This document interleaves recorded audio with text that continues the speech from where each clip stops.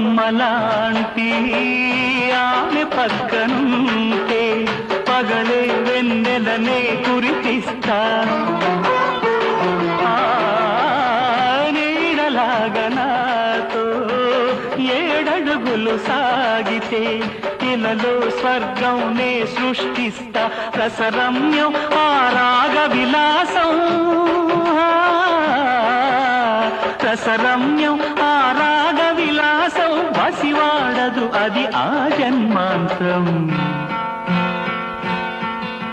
అందమైన నా ఊహల మేడకు ఆవిడమణి దీపం అంది అందని నాశలకు ఆమె ప్రతిరూపం ఆ తలపే నా ధ్యానం ఆ అభినవ దేవత నా ప్రాణం